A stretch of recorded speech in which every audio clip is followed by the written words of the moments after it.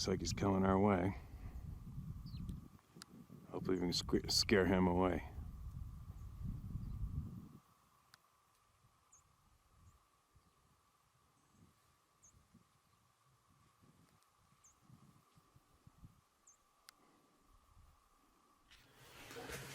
All right, here we go. I feel way more human today, finally. Catching up on my sleep. And what else before I forget? We have a true saint in our community, Molly. You know who you are. Molly is the editor for Bobby Short. A good friend of Bobby Short, Melba, and many others. And she sent Sarah and I a little care package, and it was included. You can't see it. You see this t-shirt? She sent me this t-shirt. And a bunch of other stuff. Absolutely appreciate you, Molly. Absolutely appreciate you. She also sent me some, there's some missing pages from the book she sent me as well. They're in the house. I'll have to remember those and get those shared. Some stuff that wasn't included in the book, which apparently is going to get published. There you go. Ouch, what the hell was that? Huh. Now, moving along. We're going to hear from Bobby this morning to start our day off, and then we're going to hear from more people. All right?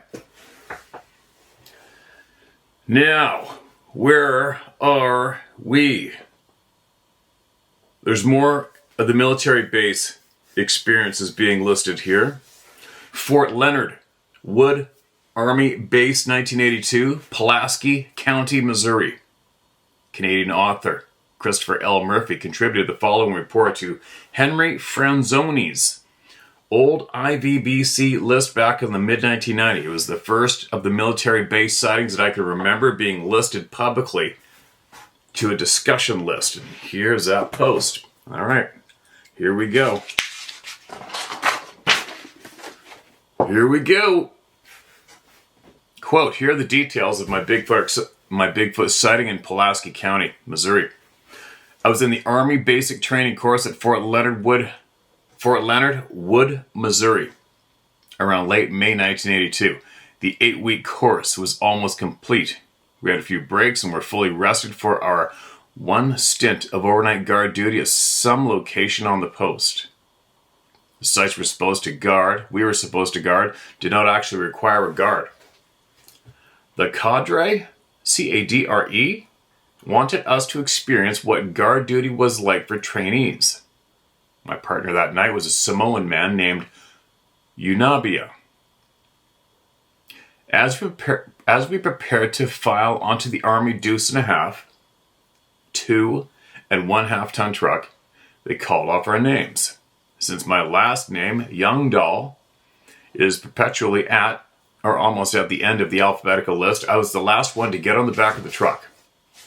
The lateral seat benches on each side of the truck face each other. Consequently, by the time I filed on, all the seats were taken, and I had to sit on the bed of the truck while resting my arms on the tailgate. I decided to face out of the back of the canvas-covered bed of the truck to see sights of the Army post. The post Unabia and I were to guard was an engineer bridge crossing training site deep in the woods of the post.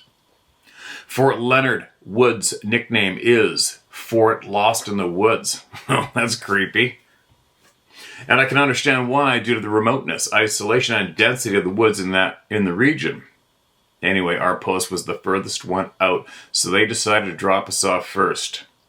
Not sure how far or what direction they took us from our basic training billets on post, but we must have ridden on the truck for at least 30 minutes when my sighting occurred.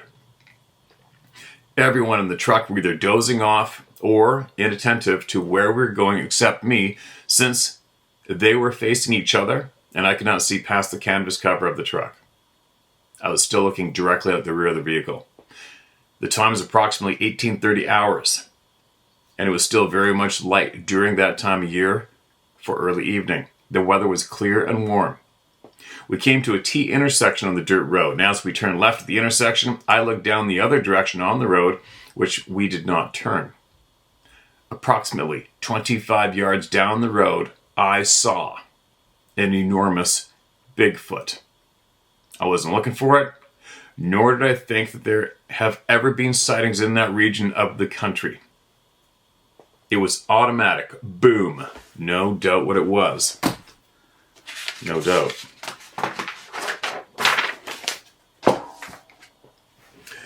What I saw was a creature that had to be at least 7 feet tall, walking across the road that we did not take. It looked in our direction as it crossed the road before it continued to walk into the woods on the other side of the road. What really surprised me was its color, which was a light brown color, almost like the color of cork on a bulletin board. My observation lasted not more than 10 seconds before the creature disappeared into the woods. It did occur to me to alert the other trainees in the truck, but I immediately thought that by the time I did, they would waken, crane their necks to look out the back, and by that time not see anything. This all occurred to me in milliseconds. So we continued to drive to our guard site while my mind was going on over all sorts of possibilities. We arrived about 10 minutes after the sighting. It was so remote, and despite the fact that we had 10 live rounds for our M16s, I sort of felt like the creature knew I saw it and might come to get me when it got dark. Unabia and I loafed around the bridge laying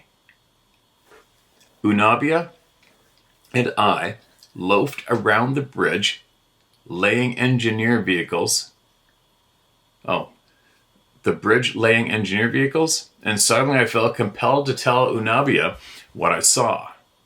Apparently, Samoans are very superstitious, and Unabia became apprehensive and frightened. I was scared he might shoot me by mistaking me for a Bigfoot. I felt obliged to stay close to him to preclude any mistaken identities once it became dark. We were picked up at 0400 the next morning without incident. I did not retell my sighting to any of the others for fear of ridicule. But that's my story. I reiterate that there was no doubt that what I saw was Bigfoot. I've seen wild bears, moose, wolverines, and other creatures of the North Woods. I've been to the Boundary Waters Canoe Area, Wilderness, BWCAW, in northeastern Minnesota 3 times, and I'm totally familiar and comfortable in the wilderness. I was not sleepy at the time or subject to wild imaginations due to our training, which was not rigorous. I think what surprised me the most was the region of the country we were in, which as far as I knew at the time is not famous for Bigfoot sightings, and its color. I also would not expect to see a cork-colored Bigfoot. I've told others this story, and some scoff and some believe, but I would not believe it unless I saw it myself, which I did. If my story resembles others that have occurred in that region, I would be interested to hear a reply. I'm curious if others have sighted Bigfoot in the region or others that have matched my description. There is more to relate to you, such as the way it turned towards us. It happened very fast. It was a few years ago. Hope this information helps you in your endeavors. There you go, Eric Youngdahl. That'll be a Norwegian dude for sure. Cork-colored. Fort Lewis Army Base, 1966, Pierce County, Washington State. Ron Tribble. My sighting occurred February 27th, 1966, while stationed at Fort Lewis, Washington. There was me and 4 other men out on survival training in the Nisqually River Basin.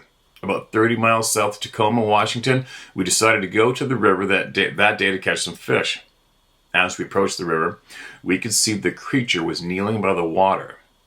Then, as we walked toward it, the creature stood up on 2 legs, looked at us, then turned and walked into the river and swam easily to the other side. When it reached the other side, it turned towards us and looked at us for about 10 minutes. Then turned and walked into the forest. Holy shit! 10 minutes is like 16 lifetimes in wildlife sighting time. Wildlife. Not wildlife, but... The thing that got our attention was the way it moved.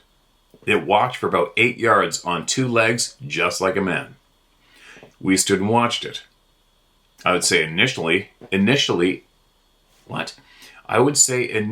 it was only 10 to 20 feet from us. We could see it very clearly. It stood 8 to 9 feet tall, had kind of a reddish-brown hair covering most of its body, except for its hands and face. The head was the shape of a man. It appeared to have no neck. The mouth was large, with protruding lips. We saw no teeth. It did not bare its teeth. Its nose was quite large and lay flat against its face. The encounter lasted for 20 minutes. And not once during this time was there any sign of aggression. It seemed more curious than aggressive. We returned to our camp, more amazed than fearful. Holy crap! 20 frickin' minutes! Initially, it was 10 to 20 feet from him. Walked right up on it while it was bent over the water. Said how many people, including my grandfather. Fort Lewis Army Base, Maneuvers, Mount Rainier, 1978. My name is Carol Steckel, and I'm about to tell you about my domestic partner, Tim Rivas Sr. Tim was in the 9th Infantry Division, 3rd Battalion, 47th Infantry, Combat Support Recon Platoon, North Fort Lewis. He was on aggressor detail on Mount Rainier training area. It was late one night and he wanted to get off alone. He walked off a ways from his army buddy so he could have a smoke and eat something. Rivas, I'm probably pronouncing it wrong as usual, R-I-V-A-S, was crouching down and had some small pieces of wood so he could heat up a Dinty Moore beef stew. Then he felt something. Then he felt he was being watched by something. He turned around, and only a few feet away, leaning against a tree, was this Bigfoot. He didn't seem afraid. He just stared at Tim. The Bigfoot was tall and slender, reminding Tim that the creature was probably very young. Tim also said the Bigfoot had the reddest eyes he had ever seen. And to the best of his knowledge, they could have been bloodshot eyes. Tim said he chose that area to relax at because there was some green moss on the ground. He stopped at that spot to smoke and heat up and eat his can of stew. His stint in the Army was from 77 to 79 at Fort Lewis Army Base, Washington. The incident with Bigfoot was in 1978. He never told any military what he saw because he thought they wouldn't believe him. But Tim would never make up this story. He is a quiet, private person who usually keeps everything to himself. He gave permission to use his real name, which is Timothy R. Rivas. God, I'm sure I'm butchering his last name. His rank was Spec 4 in 1978. Carol Steckel. There you go. Another one, Fort Lewis. Man, Fort Lewis is on fire, isn't it? Probably because it backs on Mount Rainier, obviously. Fort Lewis Army Base, Pierce County, Washington, 1989. We were on a field exercise with the 864th Engineer Battalion in November of 1989. About all I can remember is that we were about 1 mile from the Nisqually River. We marched out the day before and built a 3-rope bridge for the Rangers. It was in the training area, northwest of the old C-5 mock-up or training aircraft. It was oddly clear and the moon was bright. A fellow soldier and I were sitting in a foxhole around 4 a.m. in the morning when my buddy suddenly exclaimed, "What the hell is that?" When I looked directly in front, about 25 yards, I witnessed something that scared me. It was a human form, 7 to 8 feet tall, walking with a slight hunch about the shoulder and making a low grunting noise. This thing was just unbelievable. There was a slight musky odor, but not too bad. It smelled like a wet dog.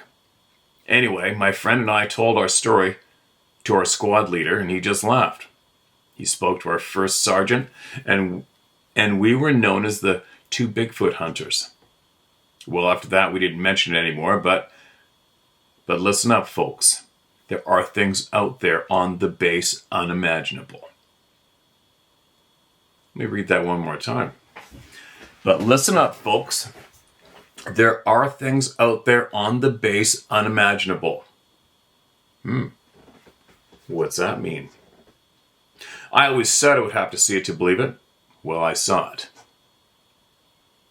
Regarding the above report, this letter, A follow-up email came in from a man living in Iowa who took over his parents' family farm there. His letter was brief. Quote, Miss Short, I read the message about the sighting at Fort Lewis in the fall of 1989. I believe that I was that man's sergeant. I will verify his story is true and tell you additionally that Fort Lewis has a whole company of Bigfoot living on that base.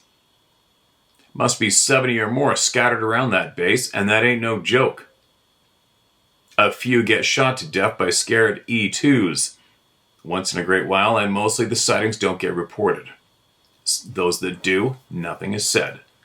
I personally believe that base was constructed to protect that large contingency of big feet because no effort was ever made to rid the base of them. And believe me, we could have annihilated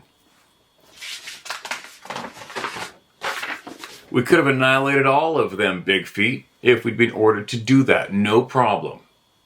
Remember, we love the smell of napalm in the morning, ha! The order never came down that I know about, but no effort was made to keep the grunts from shooting them either. I read the report on your website about the big feet. I read the report on your website about the big feet don't die, but become invisible. That's bullpucky. I helped remove a dead one that was shot in '88. It was roughly 8 feet tall, a male. The strangest stiff I ever saw. It was shot up pretty good, but I could see its features plainly. We loaded it on the back of a truck, covered it with canvas, and off it went to where I don't know. We were ordered not to talk about it. The base there at Louis is massive and strategically mapped in sections divided by roads. It has dense forests on the base and surrounding terrain with vegetation you can't crawl through. Reading the way it's spelled. Ma'am, it's a dense jungle in some parts of that base. There was an off-limits part of the base where nobody was allowed. Most didn't know it existed. So I'm writing to support any question that big feet are thick at Louis. Yes, sir. Signed, Old Sarge, Alamaki County, Iowa. February 12th, 09. Interesting, right? And alarming. Fort Lewis Army Base, May of 1984, Pierce County, Washington. I was a Staff Sergeant, E6 SSG, Sergeant of Military Police at the time of the incident, stationed at Fort Lewis, Washington. I had gone to investigate a reported disturbance within the tree line near the post stockade. This occurred in late spring, May of '84. It was approximately 0300 to 0400 hours. The bars closed shortly before the call. The MPDO heard strange cries from within the forest and wanted to check it out. I went in one direction while the K-9 unit went the other. We were to sweep the area. We planned to meet at an old railroad spur, not too far into the trees. I saw nothing, nor heard a sound, until the K-9 unit apparently made contact with something. I heard 5 distinct pistol shots, at which point I heard a deep, guttural growl, building into an extremely high-pitched howling. I've never heard anything like that. And the sounds of something large crashing through the thick brush and foliage in the area. Important to note that I was too young, gung-ho, and stupid to be scared. I was armed with my issue 45 and 12-gauge riot gun and continued on to the rendezvous point, hearing nothing further. At the spur, sort of sunken with high berms, I went up the far side and halted at the edge of the large meadow. The captain was already there at the rendezvous point, having not seen anything either. Neither of us knew that the KO had fled the forest on the tail of the dog. We were about to head back when I caught movement in the adjacent tree line off to my left. I could plainly see a large dark shape walking along the southeast edge of the meadow, but still within the tree line. Mount Rainier southeast of my location, and this was the direction of the movement. It appeared to be a bear. I held my weapon at the ready. When the subject turned and came out in the meadow, it was approximately 35 yards from our position, moving left to right. It did not register at first. I nearly pulled the trigger, but something didn't look right. Bears walk on all fours. This bear was clearly walking on 2 legs. It was getting on towards morning. false dawn was in evidence. I could see well enough, but not clearly enough to make out facial features. All I can figure is the wind must have shifted, for the creature stopped and turned its head and looked directly at me. It turned its whole body and just stood there looking at us, arms by its sides. The creature was not threatening us at all, so I lowered my weapon and did not open fire. I remember the head moving slightly from side to side. It did not move closer, and neither did we. We stared at each other for less than 2 to 3 minutes. Ultimately, it resumed its original direction and walked away, looking back once, but kept going, disappearing into the opposite tree line. The Bigfoot was covered with short, dark hair, massive arms and shoulders, approximately 7.5 to 8 feet tall. The neck was not evident. The head bullet-shaped. Though, due to poor light conditions, I could not see the facial features clearly, but can say that...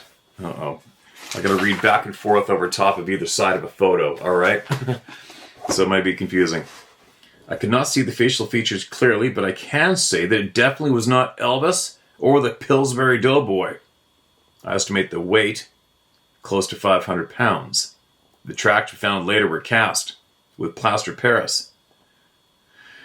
My size 14 double E size foot for the photo shows comparison. The Rangers used to have problems with something nasty across the Nisqually River over in Rangers Rainier training area. Excuse me. My son likes WWF wrestling, and I met Andre the Giant and shook his hand. If he was really 7'4", then this creature was taller than that. I am 6'5". And Andre the Giant, hold on, it's getting a little mixed up here. I'm 6'5", and Andre the Giant and me at the time of the sighting, we were neither drunk, crazy, nor on drugs. It wasn't a man in a suit either, not on a military base.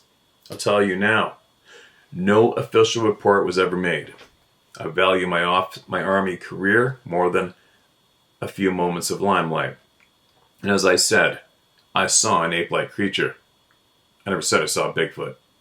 I'm 43 now, retired military, except for the plaster cast. I can't prove any of this. All I can tell you is I know what I saw.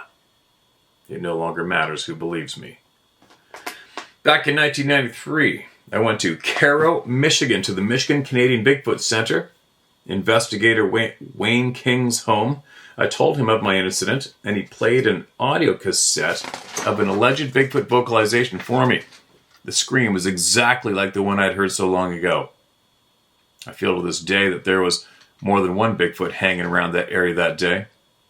The Rainier Ranger training area is dense, thick, and overgrown rugged country.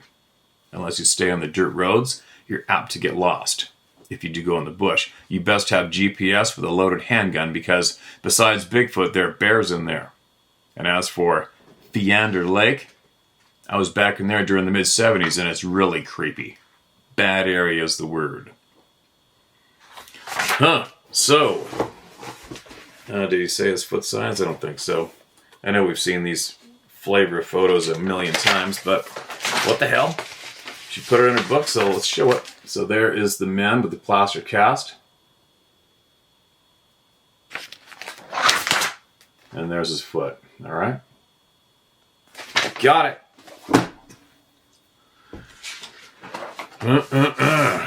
Excuse me. Vicinity of Joint Base Lewis McChord Army Base. The reports from Pierce County are not limited to the military base itself. The surrounding parts of that country are rife with various cases, such as reported by Jesse Cantu in summer 97, Len Vargas in 99, Sergeant Timothy McLeod's testimony in 2001, and Fred Bradshaw's friend Trip Carpenter, and finally Scott Taylor wrote about his observations near the base in North Yelm, Washington. Ted Edmonds briefly described a flash sighting while doing civilian work on the base in the early 80s. Sergeant H.F. Martin III recalled, quote, blowing the living shit out of a hairy monster that advanced on my unit in March 1970. It came toward us screaming and flailing its arms. It was 9 feet, if it was an inch. In exchange of emails with the author of Notes from the Field Tracking North American Sasquatch, William Jevning wrote that he found Bigfoot tracks on Clark's Ranch in Graham, which is just the other side of Washington's Interstate 5 from Joint Base Lewis McChord, Pierce County, Washington. There you go. There's a whole flurry from the military bases, and sounds like they shot the shit out of a few somethings there, doesn't it? You know what? Thank God these people don't automatically go to killing us the second they see us out of fright. Wouldn't that be shitty, right? But I'll guarantee you they get shot at a lot more than we hear about instantly, just because of the way they look.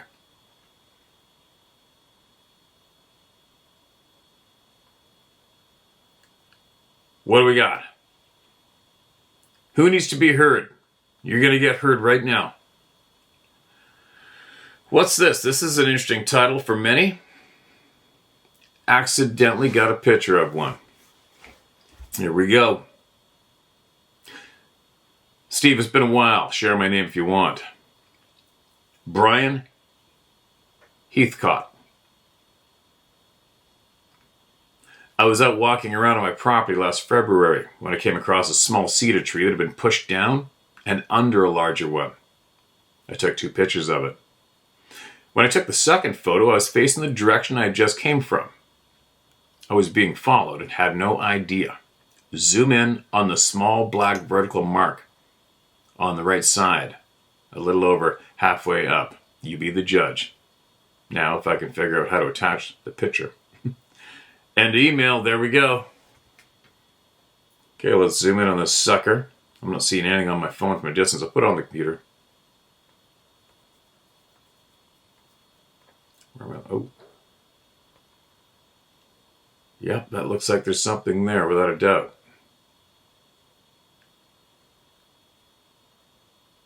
Huh. Shouldn't be too hard to find that spot, especially with that cedar tree on the right. I know it's not going to make a difference in the life of anyone, but it would be interesting if you could bring a grown man with you and stand him right there. Guide him to that spot, make him stand there and take another photo from where you took the photo. There you go. Coming in from behind. That was reported yesterday, right? More common than anything else, coming in from behind us. Excuse me. Here's another one. Recent 4-year kid comment. Howdy, Steve. First up, thanks for all you do, mate. You're a legend. Thanks for the kind words. Trent Atterby is my name. Use it. And 0 F's is given by myself. I live in the Blue Mountains just west of Sydney, Australia, and I've been with all the How to Hunt crew from very early on. I have no sightings myself, but have seen plenty of tree structures in my travels and also felt the move along pressure / feeling a handful of times. And yes, it's an instant fear / feeling when one is alone. You just spoke about a father and a 4-year-old son going hunting, and the 4-year-old said, I don't like that long-armed hairy man. What if they can't hide from us? What if they can't hide from us, or we have the ability to see them as many kids do before we lose our ability / get indoctrinated at school, lol. My gut feeling was instant to send this email whilst listening to you this morning. Cheers, mate. There you go. Who knows, right? Why is it that young children... And there's another thought too, though. Is it possible that DNA lineage of the children as well that can see more than adults while they are children? Is the DNA of the child have something to do with it? Because I'll tell you what, man, with the dog shit going on right now in society, our DNA, I think more than likely is getting absolutely rubbed the wrong way. Rub the wrong way. Attack on humanity is in our face. Go ahead and try to prove me wrong. The DNA, that's something I've never really thought about. We should look into that.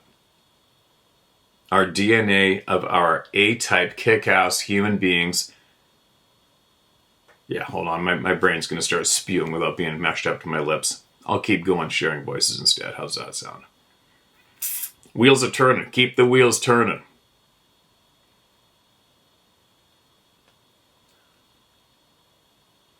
Hello, Steve. My name is Randy. I've sent in information before. My uncle has the size 42 shoe. Size 42. I was driving down I-30. My eyes are always on the sky. I have many UFO videos I've taken. This was different from any I've seen. As I was driving with a friend with me, I pointed out this and asked, have you ever seen a square cloud before? Yeah, me neither. Check this out. Show everyone. This is going on in our skies. Alright, that was a download thing, and I'm pretty sure I hit the download.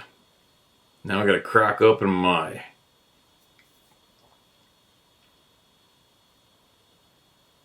notes. Give me a second. Okay, well that's odd. I had to take a double look at that, because at first I thought it was just mountains in the background with snow on the edges shaping into a valley, but when you slow it right down, that's sky and flat ground. That's a little odd, isn't it? Anybody else notice something like this? What can I say about that? Not much, because I haven't a clue how to explain that. I haven't a freaking clue. I'm surprised you didn't take more video footage of that. Pretty odd. I wonder if anyone else has saw that. Very odd. Now, where am I going to put that? I got to save it in my Dropbox. Hold on a minute. All right. There you go, you guys. That was an odd one, right? I'm really surprised there wasn't more video of it, but I haven't a clue. I don't know what to say to that one. Excuse me. It adds to it. Adds to everything though, right? Here's another recent email titled Questions More Than Answers. Hi Steve, bless your heart for having such passion to help strangers understand and cope with their experiences no matter how big or small. Thanks for the kind words. I have two possible experiences. The first happened in the late 80s. My friend and I were traveling from Mission, BC to Mission, BC from Edmonton. We stopped along the Yellowhead just west of Jasper, Alberta, to let her little dog out for a pee. Even the police in Alberta, the RCMP, know that that is the ultimate hotspot for sightings for people around Jasper, is just west of the border between BC and Jasper right there. Side note. Well, the little bugger took off like lightning across the highway down into the creek, running hard under the highway. I bolted after him, caught up to him, and as I grabbed him, I noticed a terrible smell. I knew nothing about Sabe back then, so chalked it up to a grizzly kill. With a grizzly bear roadkill next to a main highway.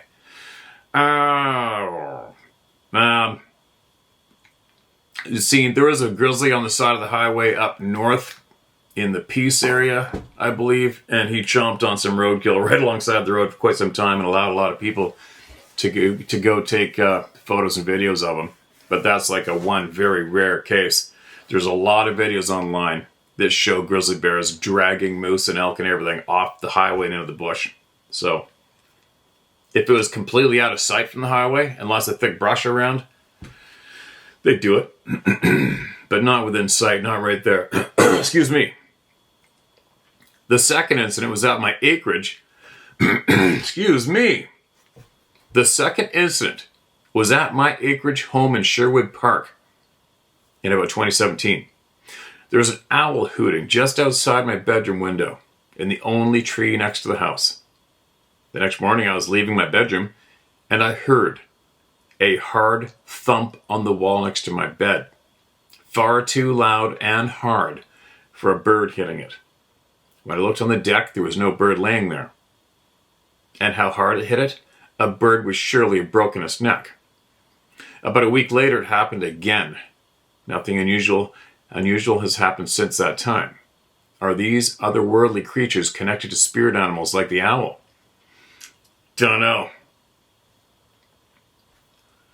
And then another part, I get a lot of emails. People email me a lot, and they'll share what they want to share publicly, and then they say there's something just for me to read. Okay, so I got that going on right now. So give me a second. All right. Side note: the author is one hell of a talented artist. Holy cow! Very talented. The question you asked me, yeah, I might be able to do that. I just hope I don't forget. Plane overhead, my token plane. Email me again for sure if I don't get back to you shortly, alright? Please. Now, who else do we got? What else do we got? Now, I'm almost in a bit of a panic. Not a panic, but I have to get moving because I have someone coming over to help me with my riding ring that I'm building for my horses. Okay, what do we got? I hope I haven't read this. Wait a minute. Yes, I have read that. Give me a second. All right, we got one more here. I've got a bunch, but I'm going to read one more, and then I got to get ripping, okay? A word of caution and advice. Read aloud if you wish. All right, well, the whole morning coffee gang is all over that. I don't know what this is about. Greetings, Steve. I've watched and participated in your channel for several years now and have been amazed at the growth it has seen and have a deep respect for that. It's not surprising, however, truth will always find a way to squeeze past suppression and lies.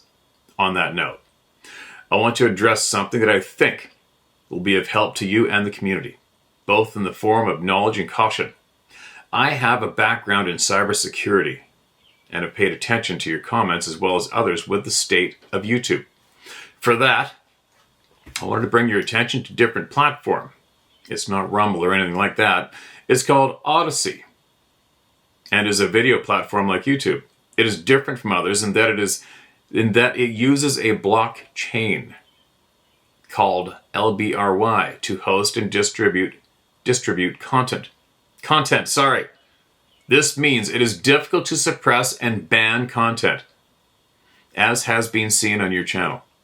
Many people from YouTube and other places use Odyssey and the LBRY network as a place separate from YouTube and continue posting without Big Brother being able to do much about it. Second, I want to address the potential problem of email. Any email sent to you from the US any email sent to you from the US or the other Five Eyes countries will be intercepted and stored. So for those concerned with keeping their details private, email is not a good method of communication, especially because it is not encrypted in most cases. If you're reading this aloud and on camera, I would strongly recommend those who are watching to look into the NSA data center in Utah. It is one of several places managed by the NSA that keeps intercepted traffic from any and all internet communications going in or out of the US. This is virtually unavoidable. And the only safeguard is encrypting communications, for which email doesn't naturally provide. Places like Proton Mail, which is what I'm using, do support encryption between users inside the Proton network. However, the second an email is sent to something like a Gmail or Microsoft account, the email is sent in plain text. This is true for every provider, regardless of which one it is or where they are based.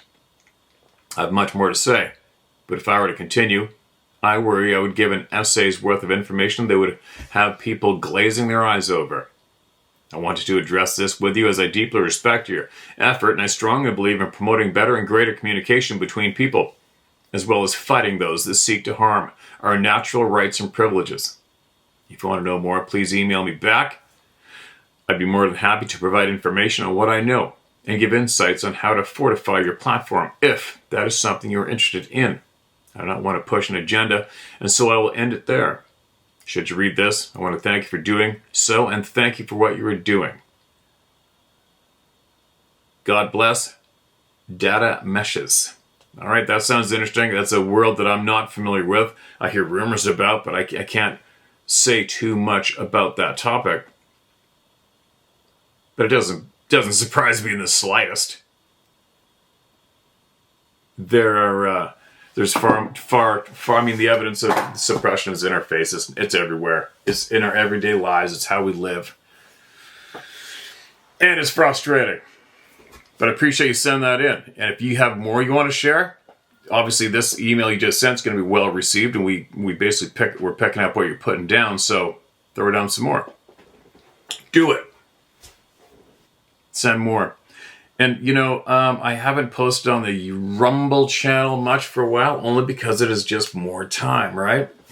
And I have put up somewhat of an effort to go there. A lot of people say, go to Rumble, dump YouTube. Well, I started posting on Rumble, but everybody's still here, right? I don't even know how many people there are on the Rumble channel. There probably isn't even a tiny fraction of the same amount of people there as here. So what do? To get all the voices heard and as many people out there here, and I don't mean anybody, I mean people who need to know what the hell's going on with what they saw or what's going on around the property. This is the best way to be available for all those who knows how many thousands of people, right? So, but anyway, on the email thing, I am definitely very, very leery about emailing touchy subjects to people through here. Without a doubt. I've always said, if it came to a point where we really, truly, seriously had to organize against some kind of a dark force on our home turf, it would be pretty hard. If they were the ones in control of the way we communicate, right? It'd be pretty damn hard today. Pretty damn hard. Anyway. Damn it. I had something I was going to share and then my mind went blank again. I think I have a few days. I don't have to go on the water for a handful of days. I'm talking to Darren this evening too at 5, and I think he's getting ready to hike back into the woods. So maybe this might be the week I go into the woods. Maybe. We'll see. I'll let you know. I'll probably let you guys know after I go. Right? For obvious reasons. What else? My axe. I don't know why, but something in the back of my mind, that's it for sharing emails in case my voice annoys you. Right? There's always a few people that will actually email me and blow a gasket for speaking and not just sharing emails. People are funny. But anyway, my axe. My axe has been taken. And the only reason I have a funny feeling it wasn't from your regular human being is because of my knife experience. My knife experience 100% shows me that something physical like this can disappear and show up out of nowhere in front of your face because I experienced it not only once but twice with an arrow as well. And I don't need to explain that again to people, but that has proven to me without a doubt that something of ours, yours, mine, can possibly be taken, borrowed, removed, and then all of a sudden show up somewhere that is absolutely freaking bizarre. And how do I know this? Because I experienced it. So what I'm saying is I have a funny, weird feeling that my axe is going to show up somewhere absolutely surprising, shocking, confusing, whatever word's going to be described when it shows up, if it does. But I got a funny feeling it's going to. Don't you? I mean, let's face it, I had a jug of fuel, a bright red jug of fuel sitting right there on the property, surrounded by trees, in the open, but surrounded by a handful of trees. I had my $1,100 power saw sitting right there too. And my very nice expensive splitting axe. And the axe is gone. So for a human opportunist who needed to steal my axe, if there was one that managed to get back here and actually find out and figure out there was an axe on my rural property surrounded by trees and bushes and grass, they're going to take the saw, right? They're probably going to see the saw from a distance and not even notice the axe laying there in the grass. So I've even asked out loud for my axe to be returned. It's not happened yet. Now, what are we going to say? What's going to happen? At least I'm chronicling this with the public right now. Obvious and easy hoax. If that's what was a motivator, couldn't be farther from the truth here. Like I need to get that kind of frickin' attention or do something at that absolutely that insane to get attention, right? What I'm saying is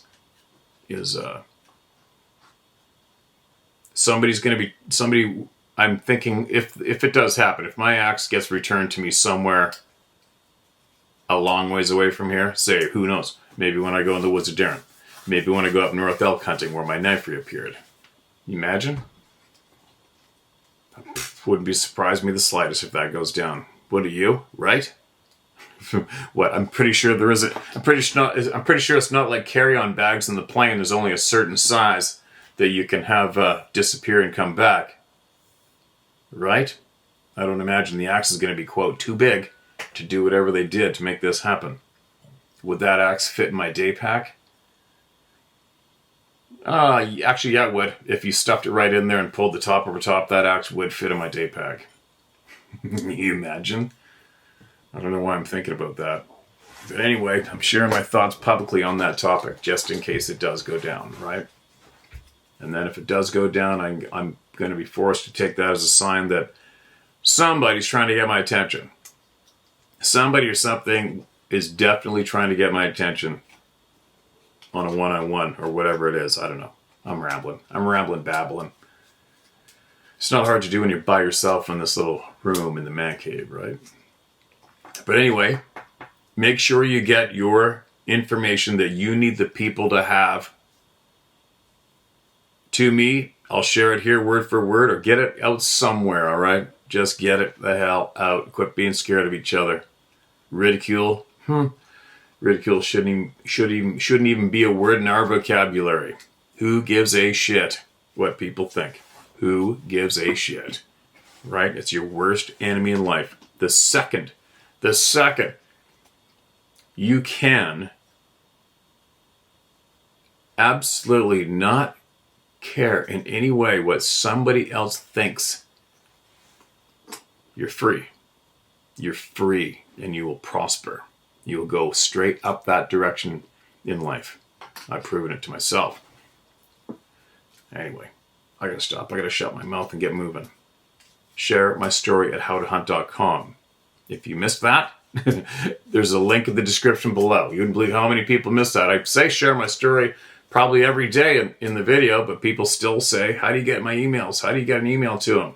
So the link's in the bottom. The decals, stickers are rapidly going around the globe. And even if you type in the Club and No Return, it doesn't go to anything linked to me. Does it? It goes, well, I haven't Googled it, but it doesn't go to the YouTube channel. And the other backup channel is called the Round Table of Knowledge. So there you go. It's an absolute conversation starter, right? And if you are one of those who are a little too insecure about talking about this topic openly, well, it's an easy out too. You can make up something that the sticker is actually related to. People are going to be seeing those decals in traffic. Well, they're seeing them already, right? And they know exactly what it is. There's no others like it. Anyway, that link for those decals are down below in the description below. And the usual stuff that Sarah's got going on, her hats and shirts and shit. And I'm going to get rocking and get moving. And there's a handful of days open, I believe, before the end of August. That's it. The end of August for me and fishing. That's it. Fishing with people. That's it. So if you want to go, you better get a hold of her. That's in the link below. And Hunting season's encroaching. I'm getting excited for that. Real excited to get back in the woods solo up north in the middle of nowhere. So I can reconnect with the rest of my soul that's stuck up there. We'll be back tomorrow.